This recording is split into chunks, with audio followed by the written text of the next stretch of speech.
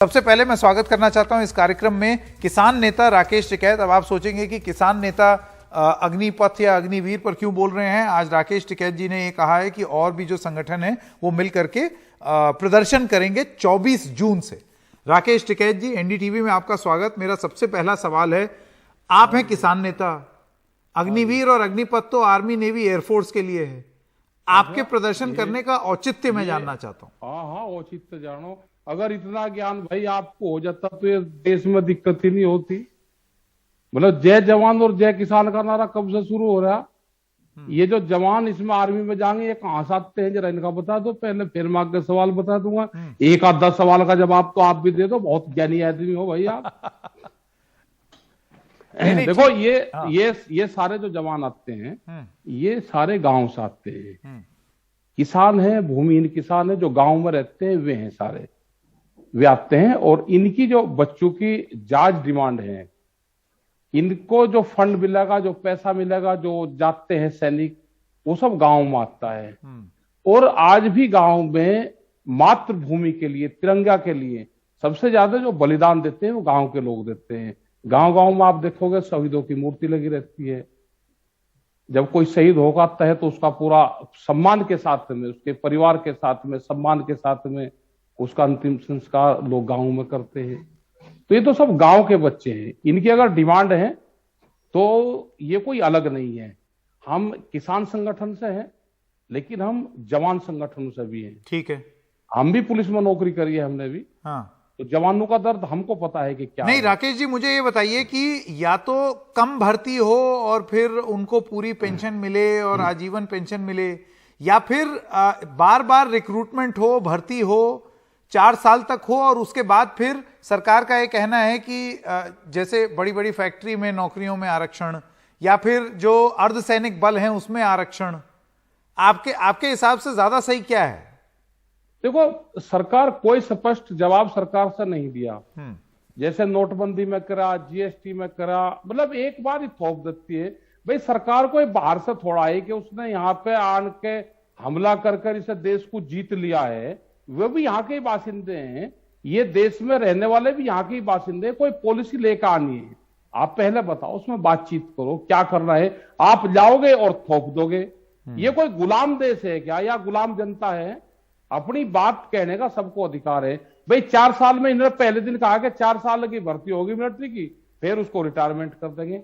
आप या तो स्पष्ट ये करो कि हमको अगर 100% भर्ती करनी है और मिलिट्री में हमें 25% की जरूरत है, तो हम मिलिट्री में पूरी की पूरी जो नफरी होगी वो बाया अग्निपथ के थ्रू हम लेंगे और हम पूरी मिलिट्री की भर्ती इसी से ही करेंगे। और जो 75% एक्स्ट्रा रहेंगे, हम एक किस्म से देश के हर जवान को ट्रेनिंग देना चाहते हैं। देश का किसान ट्रेनिंग शुदा हो जाए, कभी भी युद्ध में जरूरत पड़े तो सामना आ जाएगा और उसके माध्यम से वो आगे वो नौकरी कर सकता है। ये सरकार ने कुछ नहीं बताया।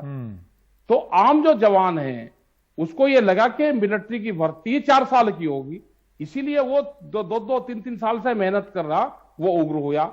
आप उसको बताओ कि ऐसा नहीं है। जितनी मिलिट्री की भर्ती है उसमें कोई कटौती नहीं होगी। कोई भी ऑथेंटिक बयान सरकार के किसी उसका नहीं आया। हमें दुख इस चीज का है कि जो सरकार फैसले लेती है, सरकार ने अपने प्रवक्ता सेना के प्रमुखों को बना दिया।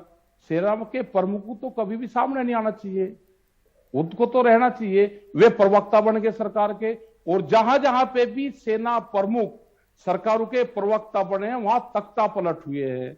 इनको अपना गुप्त रहने दो, जहां इनके ऑफिस है इनको वहीं रहने दो, इनको आमने सामने मत करो जनता के उसके, इनको रहने दो।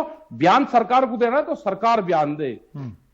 मुझे ये बताइए राकेश जी, मेरा सवाल आपसे ये है कि किसान आंदोलन जब आपने किया तब बहुत सारे तर्क सरकार की तरफ से दिए, स्पष्टीकरण देने की कोशिश की। हिंसा का समर्थन कोई नहीं कर सकता, हिंसा उस वक्त भी हुई और इस वक्त भी हुई है। आप कोई समानता देखते हैं? हिंसा कोई नहीं हुई उस टाइम पे। उस टाइम सरकार के द्वारा करी गई हिंसा थी। और सरकार तो चाहती है कि आंदोलन हिंसक हो जाए, आम जनता चाह के हिंसक ना हो।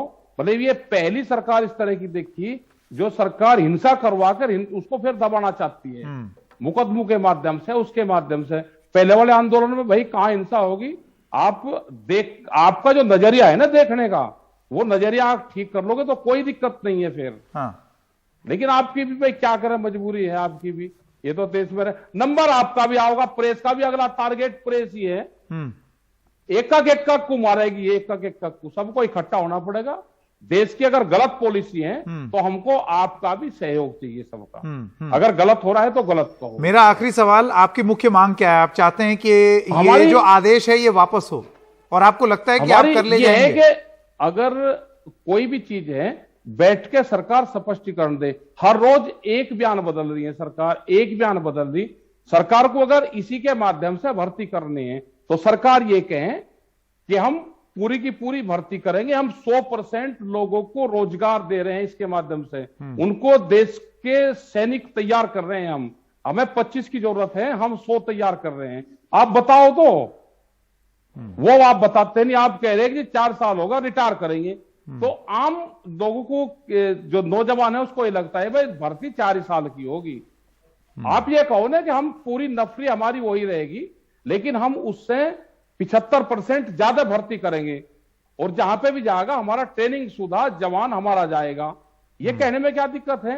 आप बता रहे नहीं कि आप कटौती तो नहीं करोगे। तो ये सारी चीजें हैं, हमारे बहुत से सवाल उसमें हैं। आप पेंशन नहीं दे रहे, आप चलो आगे कोई बात नहीं, 4 महीने में 4 साल में पेंशन नहीं होती, आगे रोजगार उनको दे रहे, लेकिन ये तो स्पष्ट करना पड़ेगा ना। और वे 25% फिर आप किसको लोगे?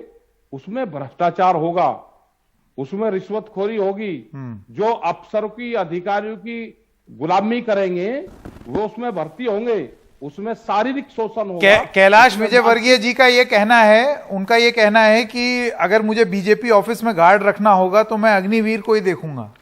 हाँ, तो अग्निवीर को भाई अपने लड़के को भर्ती करवा देने एक बार ये, और फिर उसको गार्ड रखे वहां पे। इनका कोई रिश्तेदार होगा उसको भर्ती करवा और उसको फिर गार्ड रखेंगे। मतलब बीजेपी के ऑफिस में गार्ड रखेंगे ये, अग्निवीर को, सैनिकों को वहां पे खड़े करेंगे ये।